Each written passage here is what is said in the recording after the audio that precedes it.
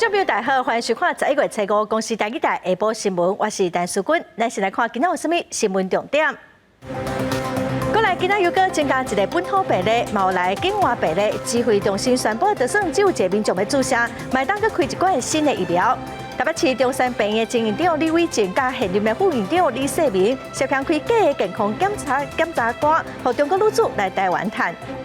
英国通过默沙东药厂研发的武汉肺炎病毒的口服药物，欧盟药品管理局嘛表示会加紧速度来审查。新闻先来看，咱过来今仔搁增加一个本土病例，是一个长期拢伫台湾咧食头路的印尼的查某人，嘛有6个境外病例无死亡的案例。另外，指挥中心嘛放令驻村的疫苗相关的规定哦，来听指挥中心下晡上届新的说明。前公布的是有1例本土的病例，6例境外移入，那没有死亡的个案。那这个1例的本土个案是印尼籍30多岁的女性，那长期在台工作，那 CT 值非常的高，那 CT 值是40。1646其实第一位它是比较特别，它是混打了莫德纳跟 BNT 所以它是我们国内首例有混打莫德纳加 BNT 突破性感染的病例。只要有预约到的不管他剩下是那个瓶是新开瓶，你现在只到了1个人，我们也都可以开来那立刻来施打使用。那第二个大概对于有任何在当天的就是说有时候预约的没有来或怎么样，那有剩余量。我们就开放让医院可以来使用。昨天传出新竹县一间卫生所帮4个细汉囡仔注射过期的流感疫苗，新竹县卫生局嘛做出处罚，罚卫生所内底5个工作人员记小过甲新界做处分。公开流感疫苗为10月份开始做，按过新竹一间卫生所伫10月14的时阵，5种旧年的疫苗予4个囡仔做。这摆5注的流感疫苗已经过效期2个月。卫生所表示，疫苗对人体较无有防效力，按过未有不良影响。去年多的疫苗，它并不代表说它会对那个打了以后会对小朋友产生什么不良的反应，它就是没有效而已。它就是因为它是预防去年度的病毒株。卫生所表示，疫苗存放有规定，疫苗为卫生局领回来了后，先做记录，搁放伫疫苗专用的冰箱。按过伫同一个冰箱内底，过期疫苗无销毁，所以才出差错。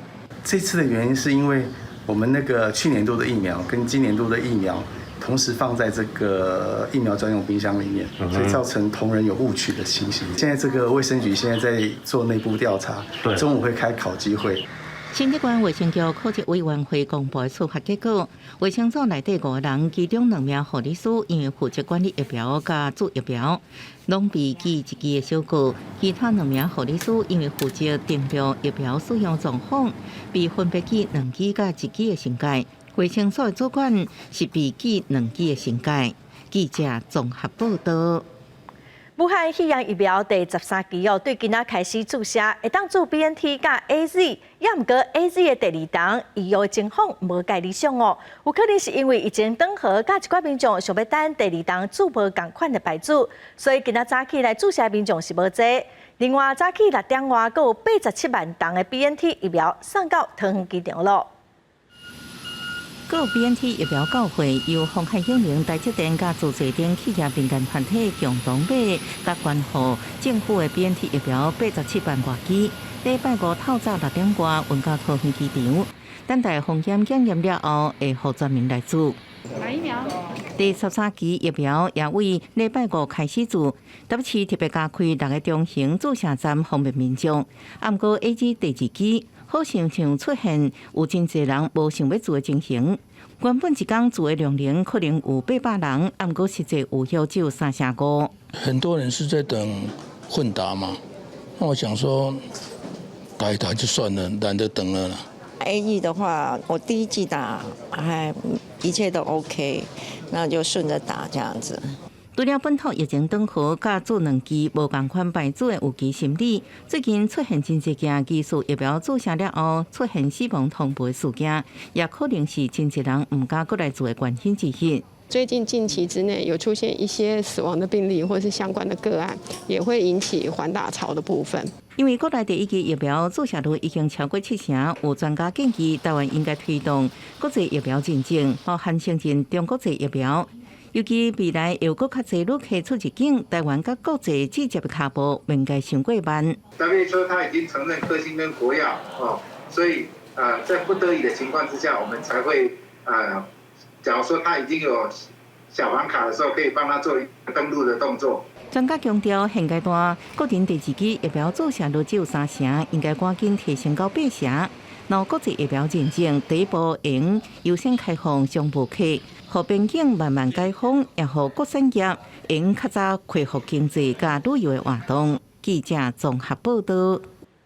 再来看台北市中山病院涉嫌在2016年到2019年，甲旅行社斗空，用健康检查的名义，和中国的查某囡仔来台湾，实际上是来台湾咧趁。检方将约谈前中山病院院长李伟正，甲现任的副院长李世民，先后是200万交保，旅行社一对负责任的翁仔某30万交保。院长是不是有什么误会？我们要不要先简单？要不要先讲一下？因为你可能不了解，对不对？然后是这个政策的错误，或是怎么样子的？面对记者的问题无加做说明，只敢比一个手势就亲友陪同离开。中山病的前院长李伟正被指控涉嫌甲旅行社业者合作，互向中国人士来台，和检方约谈，先后200万交保。是不是觉得很委屈？可以稍微讲一下。对，这是冤枉，要不要讲一讲？对，讲一下。这个或许是制度上的问题。中山病的副院长李世平也牵涉在案件内面。伊进前是以200万交保了，如果等到地检署替前院长办保。因那旅行社的负责人翁仔某2人，监管和检方讯问，有令30万交保，2人用手脚外套甲面黄掉的，惊正紧离开地检署。做错事了是不是？做错什么事？检方调查发现，旅行社业者涉嫌自2016年开始，甲台北市中山病院交结，开出不实的健检的收据，互向中国人士来台，对中探出价差。有一外女性更加被发现无做健康检查。暗中伫咧做性交易，目前专案是依照涉嫌犯台湾地区甲大陆地区人民关系条例等罪嫌侦办。移民署的这个部分呢，会就申请来台的一些财力证明，还有他提供的医疗收据等相关文件来进行审查。其实审查面都会去对于他们说有没有曾经来台从事过不法的活动来进行进一步的审查。其实是有赖于我们各个医疗机构也是要本于自律跟纪律的一个精神，那才不会让其他的业者有可乘的之机来发生今天这样的一个遗憾的一个现象。移民署表示，目前案件已经进入司法侦查的阶段，无方便就个案做回应。严格强调，中国人士来台拢有严格审查。新光病院副院长洪主任是讲，开放中国人士来台湾做健康检查加做医美是政府的好意，希望医疗机构爱家己自律，并且遵守规定。记者综合报道。12月18四大公投特别投票，中共董事长赵少康今仔是指出，新加坡伫2018年加入 CPTPP，2020年才开放进口内地，表示讲开放内地毋是加入 CPTPP 的条件。也毋过，行政院长苏贞昌是指出 ，CPTPP 有11个会员国拢有进口内地，若说只有咱台湾无要进口，敢有可能会当加入咧？国民党党主席朱立伦是强调讲，毋通甲政治甲贸易牵做伙。年底四大公投特别开始针对反内地公投，那着攻防愈来愈厉害。中共董事长赵少康以新加坡为例，表示自2018年新加坡加入 CPTPP 了后，2020年才开放进口内地。开放内地并是加入跨太平洋伙伴全面进步协定 CPTPP 的必要条件。行政长苏贞昌强调，在国际经贸当中，美国有真大影响力。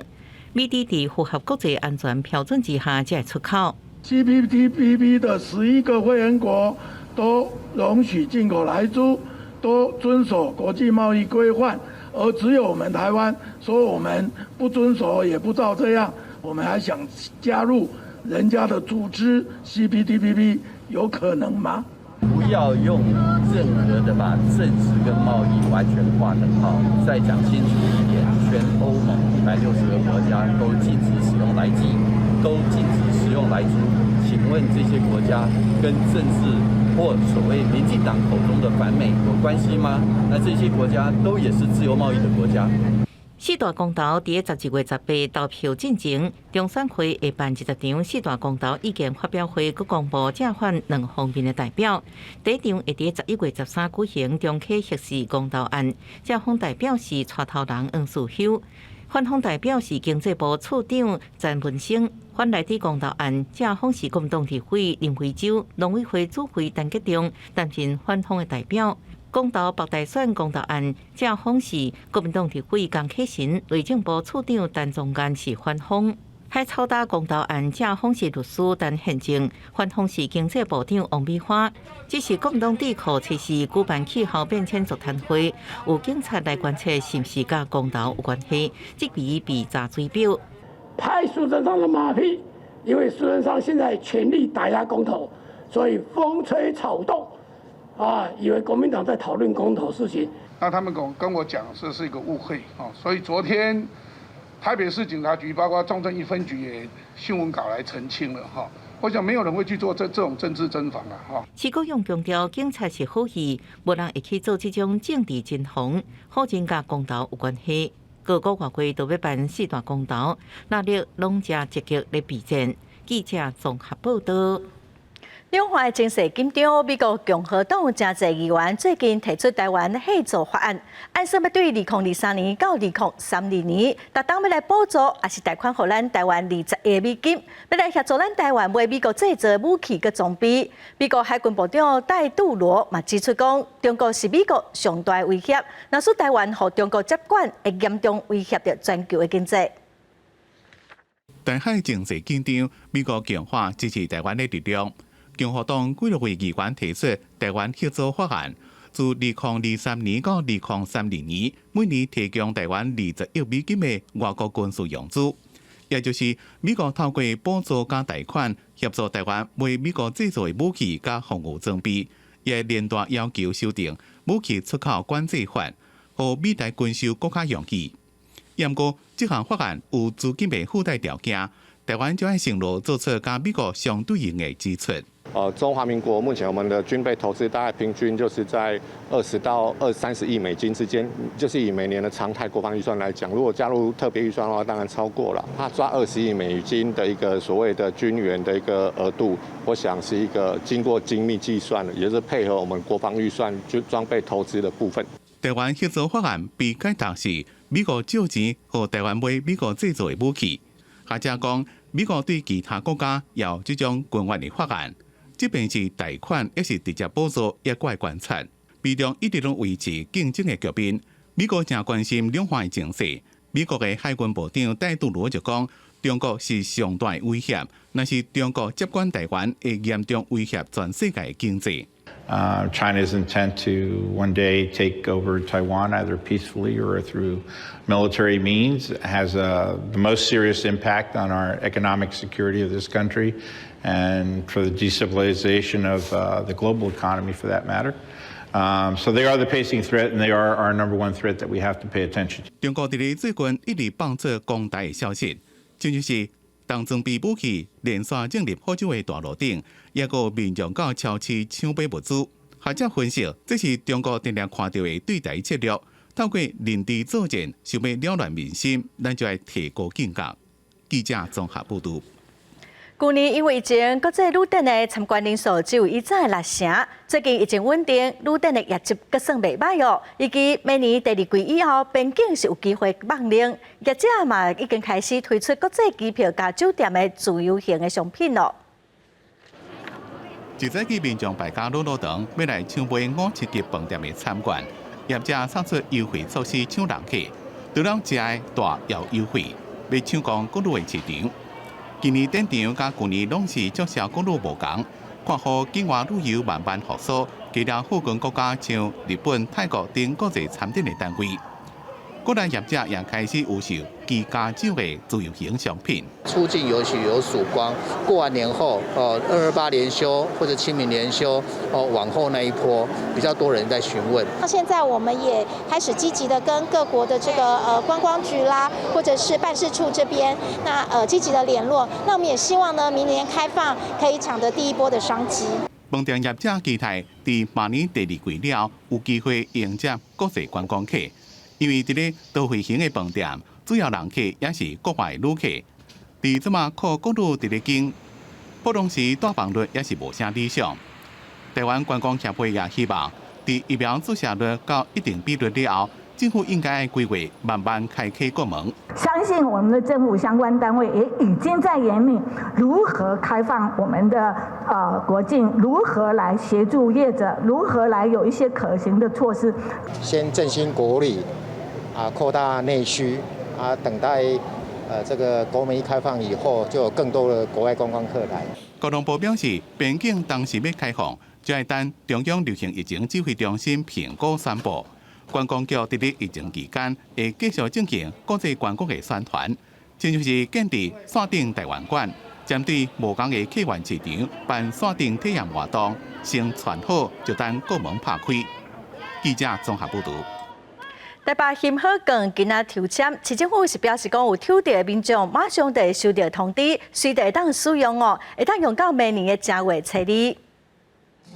来投出第一个。照顺序告出号码，台北市政府的小校卷伫初5正式开始，总共有113万7000份。台北市政府伫咧早起举行抽签记者会，由郭文铁、副市长黄珊珊加秘书长陈志明照顺序告出2、1、4、2、3的号码。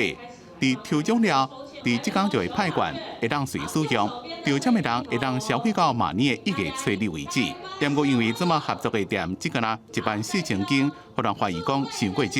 1万多家也够了，因为我们其实我们这个大概差不多还不到6亿嘛，1万多家，其实每一家来分到6万还不到5万而已。希望说1万多家的运作，你知道哈。先带起一个风潮吧。除了上校卷以外，因为郭文铁伫咧出席议会备询时阵，对议员质疑讲，以8年5万户主体政策跳票。郭文铁是回应讲，这是政委张景生甲伊讲的，这是引起张景生的回击，讲伊无去市府工作过，一个建议郭文铁规气甲市长辞掉，专心选总统。也建议前副市长林清盈，或者是前东华局长林周明来代理台北市长。8年5万户哈，其实正确讲应该是5万户是对的，只是说8年要盖到没有那么容易。我想张景生自己在中央政府就知道，你看中央驻都中心，他们到现在做中央的部分到现在为止开工才600户而已，这个都是种口水战的。因为事实上林进荣当过台北市副市长，当过4年了嘛，所以。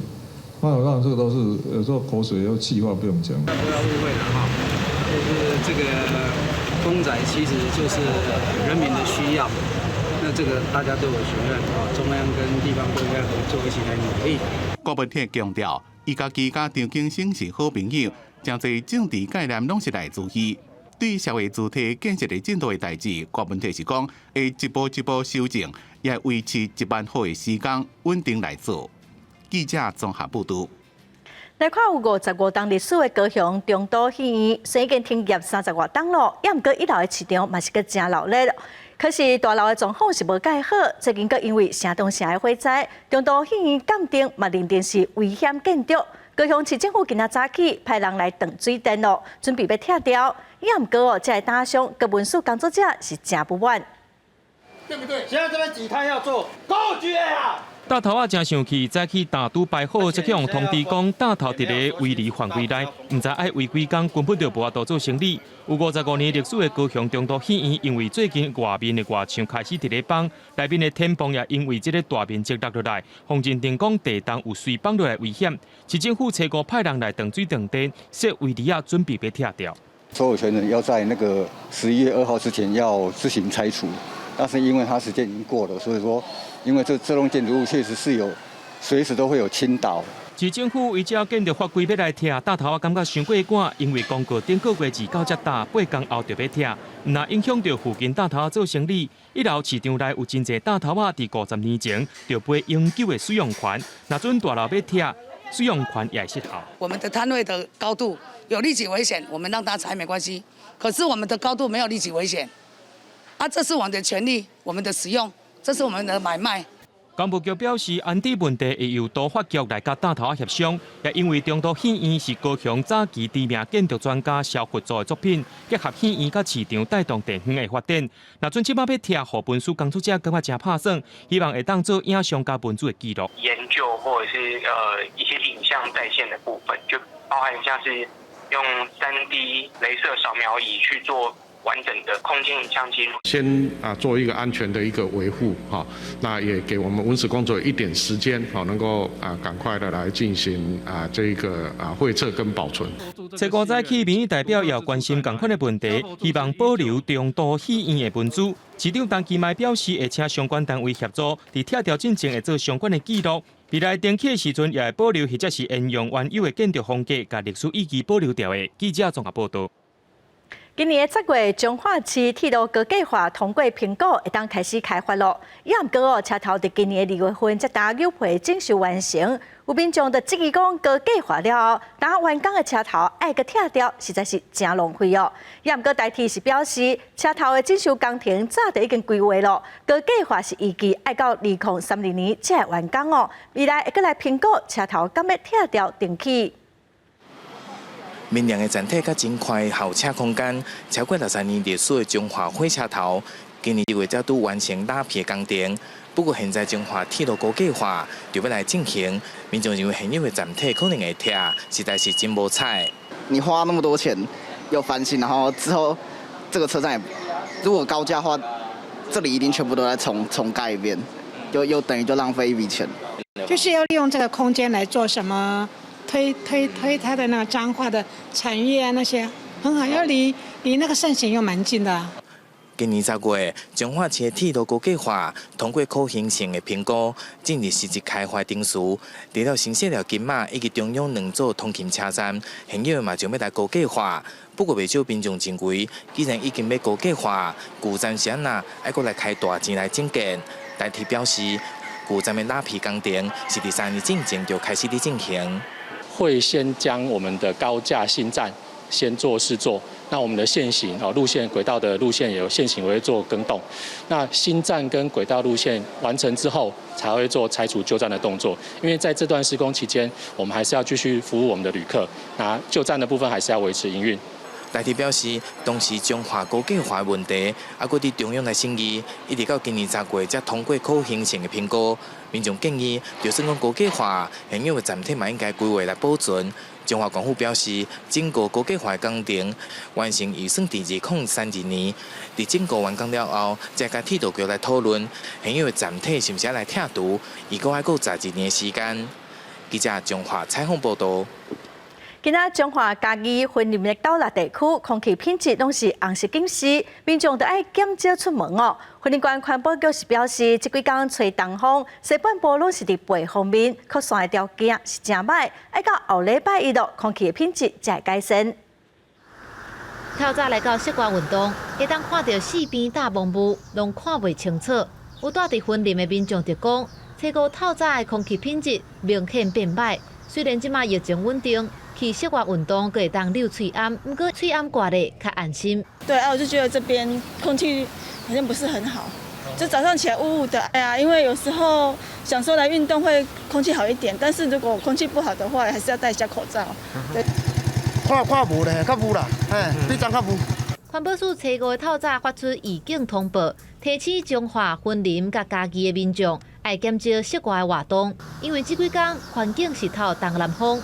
西半部的地区是伫闪方面，加上污染物的高度增加，云林岛内的学校也提出因应。如果空气品质真的无法到室外去做体育课程的一个室外的一个学习课程的话，那原则上学校我们就会采在室内。观察这一次的一个大气环境的一个条件哈，应该会延续到下个礼拜一了哈。那这段期间的话，尽量哈，我们民众在清晨哈，尤其清晨扩散条件比较差哈，这个时间哈，尽量减少户外的一些运动。环保局表示，因为秋天行卡高，空气品质加较歹，这几天会启动应变，包含要求县内55间工厂，若会产生污染物的业者爱家己规范。若空气达到红色警示，对所有的族群拢是无健康的，也会通知各单位甲学校做好防护。记者综合报道。来看桃园一个姓黄的查甫人继承上亿遗产，也毋过涉欠2200多万的遗产税，佮暗坑已经处理掉的财产，向移送强制执行。伊嘛是佮坚持无要纳遗产税哦，欢迎裁定管收，直接甲人送入去看守所咯。桃园有一位姓黄的查甫人继承上亿遗产，涉欠2200多万遗产税，是欠税大户。经过法务部行政执行署桃园分署申请法院裁定管收核准。姓黄的查甫人伫解送看守所过程当中，先甲家属联络。收容所甲我摕啦，我也知，我即摆嘛毋知伊要送我去哪关。他说我有钱不还啊，我没有钱的，有钱不还。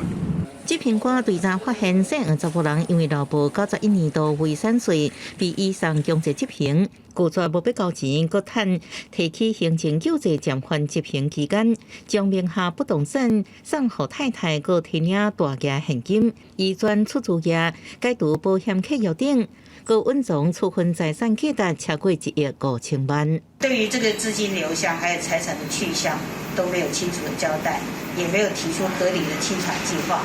执行官向桃园地方法院申请管收获准。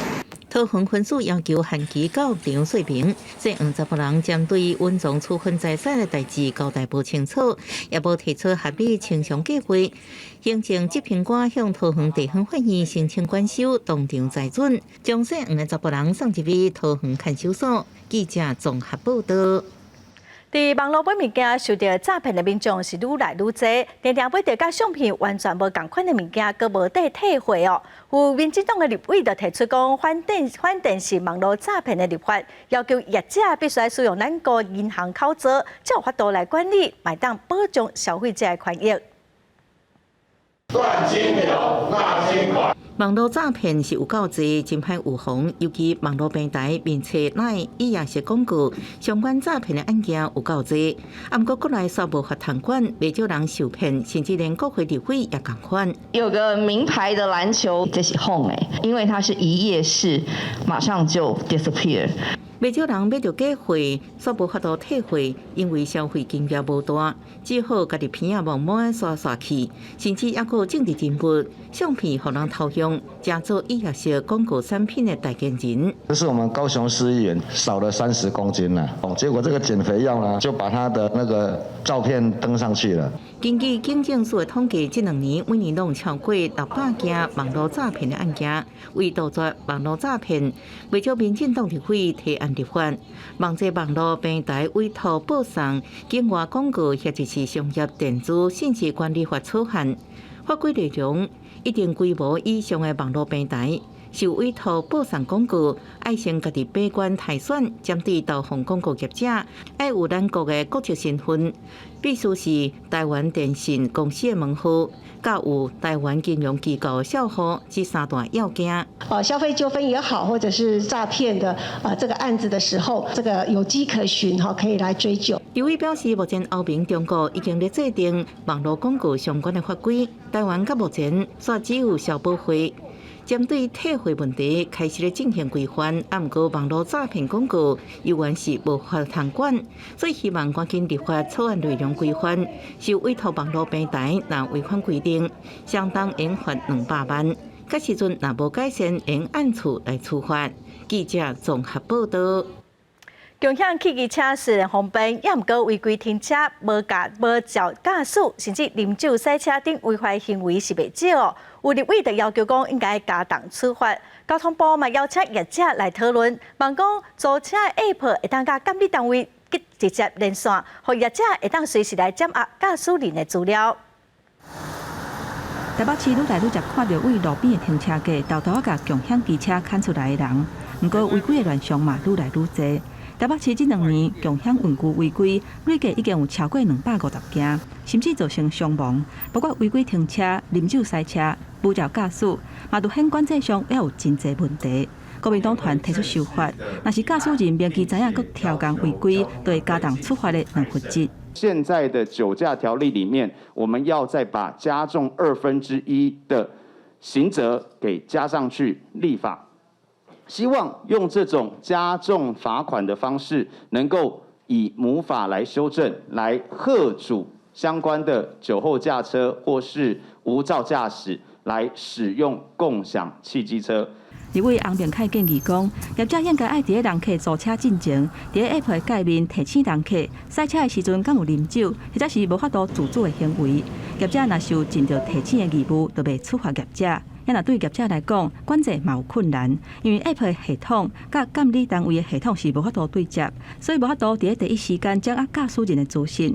针对这点，交通部最近会邀请业者做伙来研议，以更高的效率，然后来好好的达成这一个有关驾级有效性的查询这个部分，基本上我们公路总局已经在研议，那应该近期就会找共享的业者这边来探讨相关的一些相关细节。交通部表示，业者其实会当用人工作业的方式来查公路监理服务网内底驾照的有效性。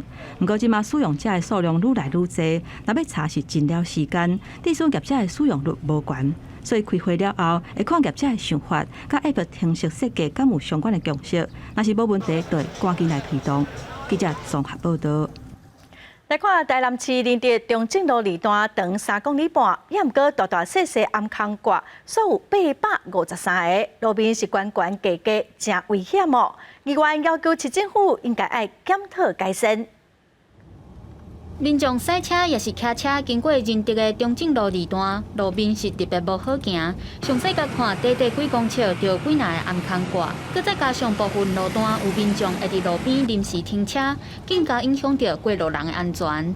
要应该可全部下去嘞。平整是一定是比较 OK 的，因为你那个盖子的话，你如果下雨的话比较滑。不行嘛，那车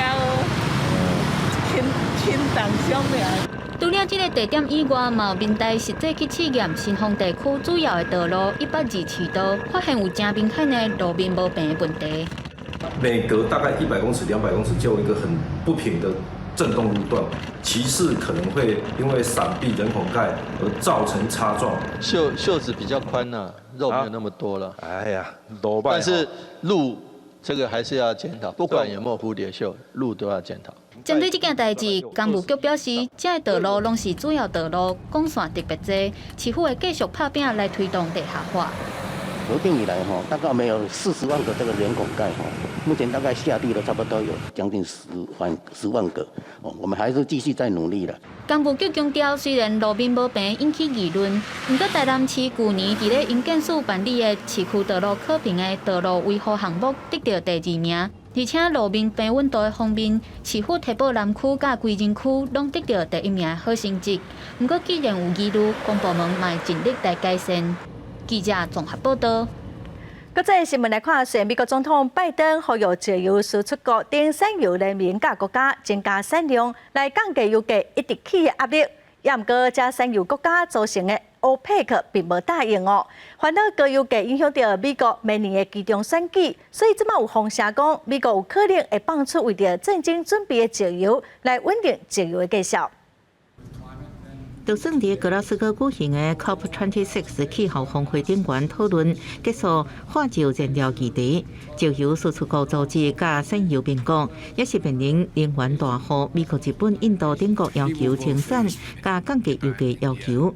测试这一天，产油民国油源决定要采美国合约，维持每个月净产达工40万桶，引起原油机会继续落到10月初以来升级。Let's not forget the 5.8 million was out there to be dealt with beginning of May 22. Out of sheer responsibility, we brought the whole thing earlier And that's why we have signed up to the July agreement, 18th of July agreement, where we will bring the 400. 北京对此表示，会用手头所有工具以应对高油价问题。美国总统拜登初三伫 COP26 施压，表示最近石油甲天然气继续大起，都是因为产油民国拒绝配合扩大生产。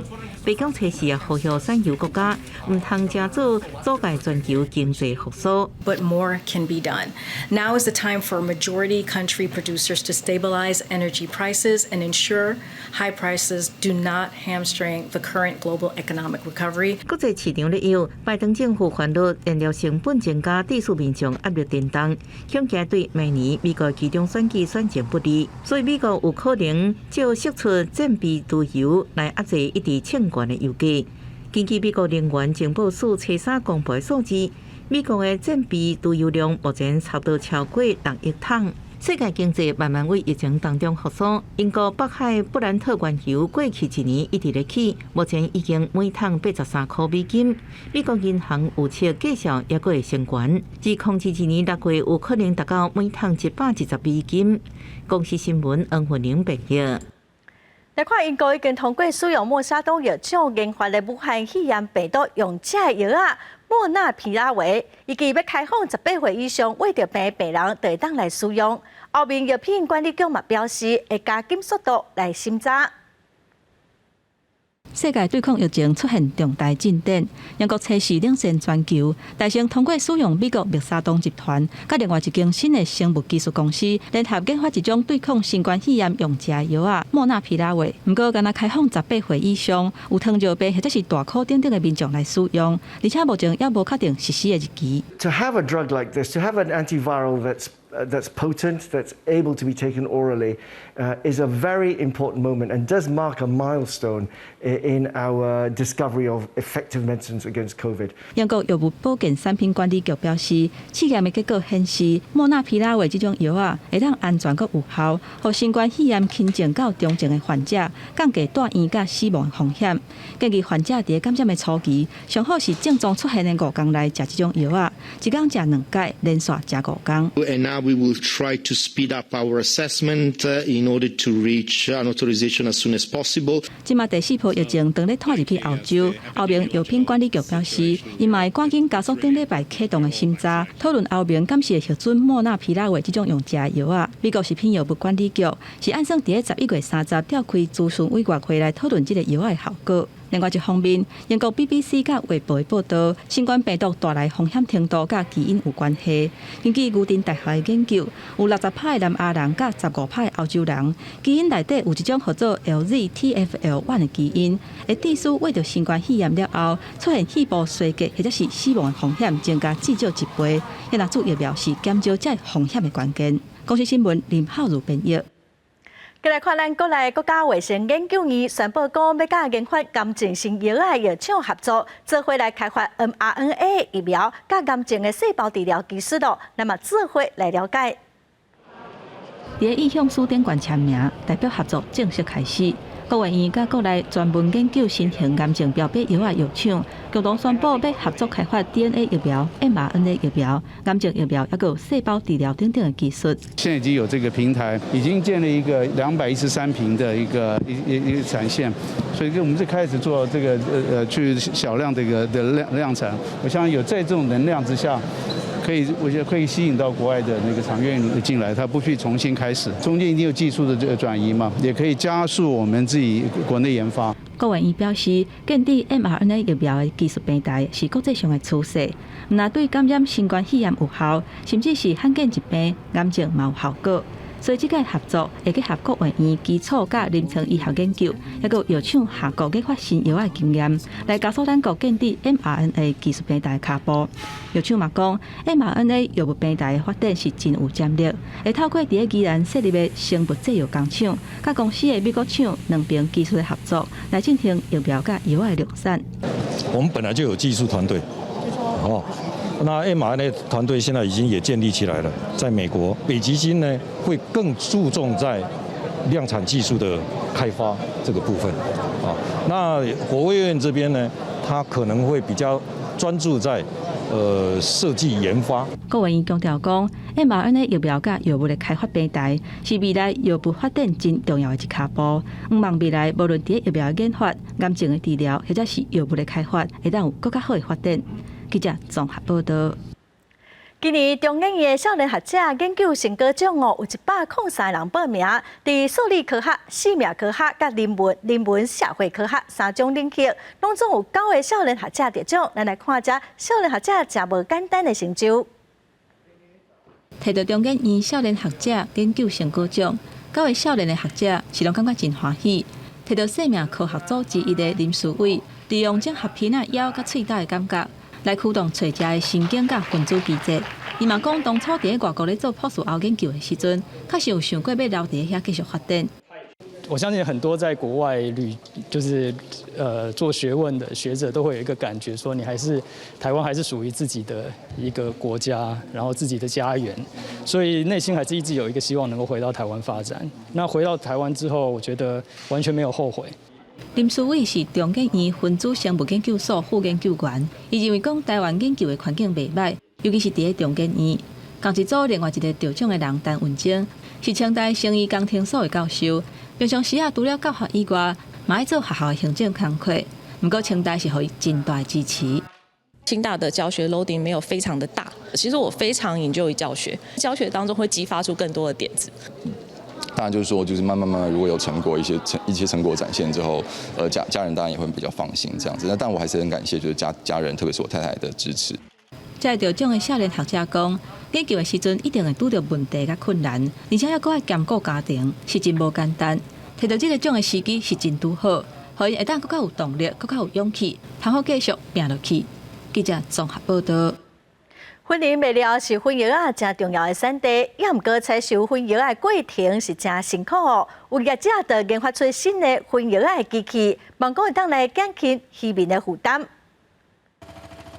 看这台粉药的采收机，轻轻松松就把粉药挖出来，这是婚龄未了。粉药当在大出的时，有这台机器来斗3工，有影较轻松。不过过去就无遮轻巧啊，是拢爱人工来拖机器。带来关细粒关去采收，即马业者研发出新的机械，会当改善这款状况。我是原本就咧生产这个粉药机、采收机这种。真正的旧的都是爱用个人来拖，后壁爱用人来洗。迄一个人一早起来洗，嘛洗一两万紧磨起来。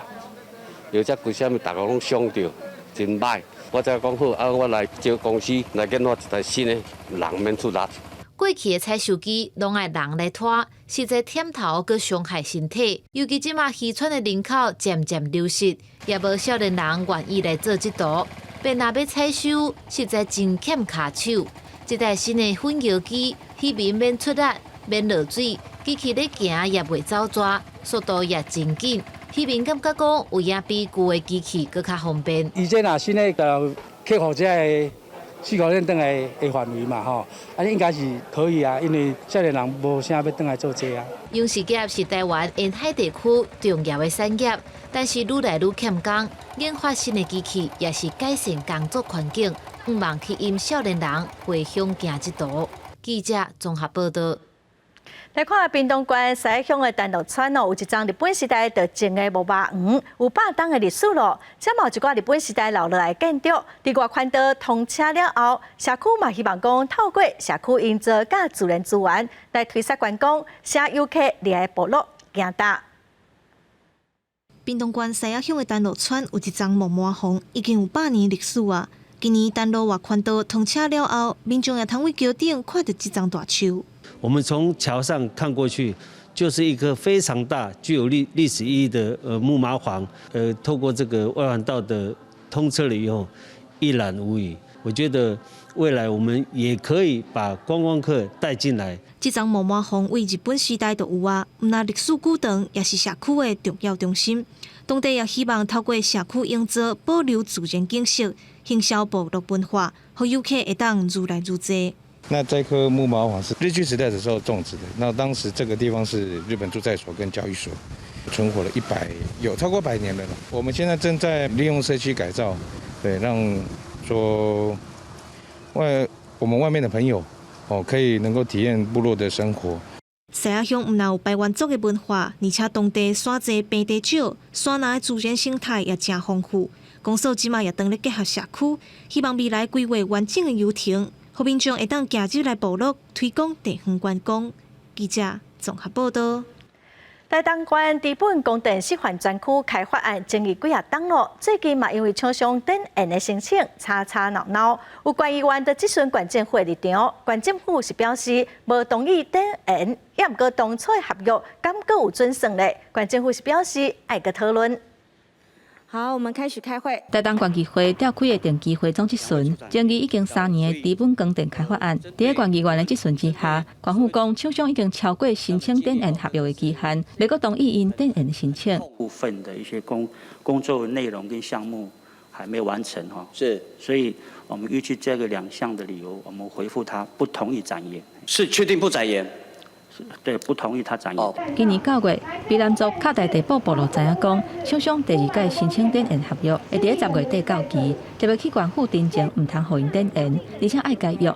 迄當陣縣府並無任何嘅表示，即馬縣府表態無同意電案，毋過協助部落拍訴訟嘅律師表示，縣府無同意廠商電案合約，並無任何意義。如果他最後真的沒有去做這個終止行為，那顯然他不展延一點意義都沒有了。沒關係，就等，就是你等你做完這樣，但是我不去特別展延你的期限，不去再特別跟你說你要在什麼時候做好。律師強調講，縣府有結束合約嘅權利，不過縣府並無行使這個權利，合約就要是有效。縣府表示，目前合約效力嘅問題會去做研究，這個月中就會對外來說明。不過開發嘅廠商成立能源公司，到目前為止是攏無回應縣府無同意電案嘅這個立場。記者綜合報道。因為流浪動物零撲殺的政策，公立的動物收容所攏特別滿咯。早起有民進黨的立委就開記者會，呼籲農委會應該補貼民眾動物醫療保險費，來增加領養的意願。農委會是表示，明年開始將對領養7歲以上的狗仔，還是35公斤以上的大型犬，攏會有補助。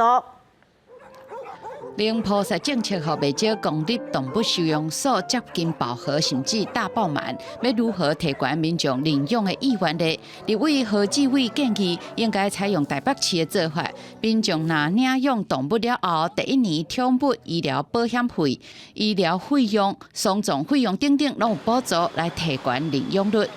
台北市的這個領養毛小孩啊，居然的比例高達90%哈，那這個看起來跟各縣市比較起來，比例相對高很多很多。有這個保險費跟沒有這個保險費真的有差。獸醫師公會全國聯合會表示認同，認為對流浪動物上好的方法，不是去超級豪華的收容所，是找到願意照顧因的家庭。獸醫師其實是會希望這些流浪動物能夠進到家庭去，它才會能真正的減少流浪動物的這些衍生的問題哈。農委會表示，已經要來推試辦的計劃，打算明年優先針對領養率較低的狗仔和領養的民眾醫療保險費用的補助。目前認領養比較困難的，比如說35公斤以上的大型犬，還有7歲以上的老齡犬隻，這些我們全力來推動一個醫療保險費用的補助。到底是要補貼偌濟保費呢？農委會表示，各縣市目前行情無同，像台北市保費補貼500塊，新竹市就要補貼到1700塊。要用什麼款的方案會甲保險公司來談？目前規劃要編列1000多萬的預算來做，若效果袂歹，就會繼續擴大推廣。記者們曾志成台北報道。台灣虎虎是咱國內特別絕種一種保育類的野豹，存沒200隻咯。花蓮是有一個上大的族群，大約50多隻，比台灣烏熊、石虎的數量更較少。花蓮縣政府即馬是拍什麼來推動全民保護虎虎的運動？天就要暗啊！花蓮市區民眾抬頭就有可能看到台灣虎虎在飛的畫面。這種動物是蜜蜂的一種，而且較大隻，視角天開有到1公尺。有人看到這種蜜蜂，無要驚做伙飛在校園的樹林內底。不過這種蜜蜂真驚青昏，提醒民眾唔通傷活。发现到虎虎现在有小虎虎的一个出现哦，所以说如果说虎虎妈妈带着这个小虎虎出来受到惊吓，有可能呢会影响到他们的一个生活的一个形态。看到它的时候，最好是不要靠近去干扰它觅食啦。根据县府农业处的统计，这种蜜蜂全台湾是存无200只。花莲推广就有占50只，是全台湾数量上界稳定的地区，而且嘛有伫增加，所以甲林务局合作，要来推广全面保护台湾保护这种蜜蜂的运动。目前有看到有繁衍第2代，也就是说有看到小虎虎的部分，那也代表说其实它是在繁衍的数量有在增加的一个状态。不过呢，人越知道越有可能去观察，所以造成它会有比较紧张这样的一个状态。所以我们也在呼吁说，知道，然后也去试着去保护它。县府强调讲，这种蜜蜂的数量是比台湾乌熊甲石虎要更较少，未来希望会当成立保护生态教室。不过保育人士认为讲，这数量还未稳定进前，要是无适合来公开因出现的地点，避免受到人类的干扰，造成这蜜蜂的惊吓。记者综合报道。海洋保育署伫2020年招考40个海洋巡查员，分派到全国13个海洋保育站。公司台台青春咱来帮这礼拜六下午7点半要带大家来去金门，来了解这海洋巡查员是安怎用真有限的能力来做海洋保育的工作。海洋保育巡查员的工作，伫外国是已经真侪年啊。现在台湾嘛真积极，希望对得国际的脚步。海洋保育署特别成立巡查单位，一年来投入软体甲硬体资源，来到处理海洋生态业务。这对咱国海洋保育的工作来讲，也是历史上一个新的发展。因为我是新的单位，其实做的物件拢有人伫做啊。我的角色都是较中间，我想讲，我会使做啥物帮助海洋保育我较完整。海洋教育的推广，嘛是巡查员重点的工作。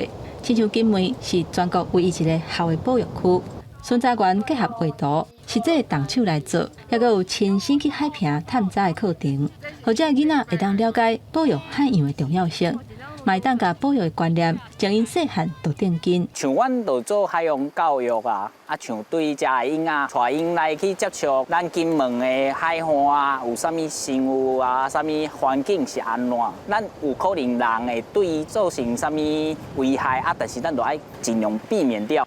也若每个月2届小金门的巡查，在地队员林安琪，拢会尽量行过海华线的每一个所在。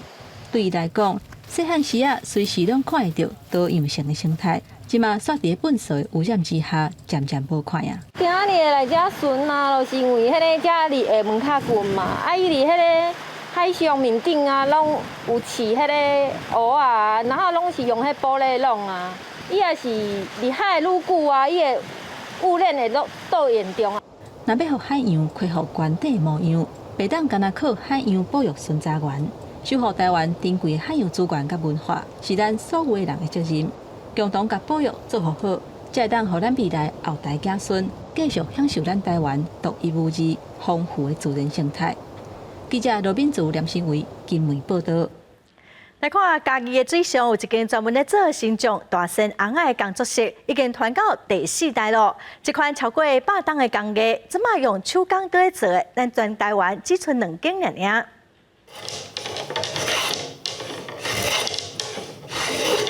一刀一刀，甲底下烤到要矮好多，刷来搁用火拿烘拿凹做大山红仔基础的师傅讲，手工制作的大山红仔较有弹力，拍起来较舒适。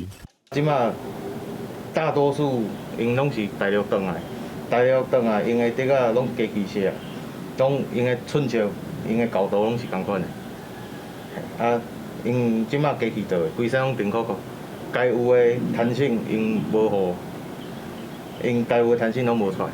嘉义县水上这间大山红仔的工作室，到今已经有100多吨的历史。第4代师傅讲，一山红仔做起来上少爱2-3工，加上搁爱开真侪功夫，所以手工大山红仔即马是愈来愈少啊。啊，以台湾即马搁有咧手工做的，应该剩2间尔。像咱咧规矩的底下，先落牛寸尺，牛咱来寸尺了，落真的底下，这表面这垃圾拢爱洗起来，然后较后落破讲咱要爱5大板。然后落破，较落下，搁来落凹圆块啊，豆豆甲扫起来。工作室表示，林一站因为疫情，料是较无咧闹热，大山红仔的订单加点有受到影响，虽然嘛有人找因做红仔菜内底的角色，不过因也是希望会当伫传统宗教文化的范围内底，继续来保存这项德制基骨的工艺技术。记者林慧婷家己报道。下晡报的天气变化，咱来看各县市详细的资料。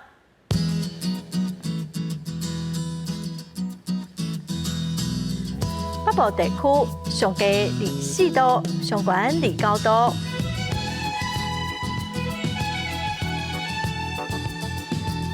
中部地区上低26度，上悬30度。南部地区上低26度，上悬31度。东部地区上低24度，上悬29度。华岛地区上低21度，上悬27度。再看未来3天的天气。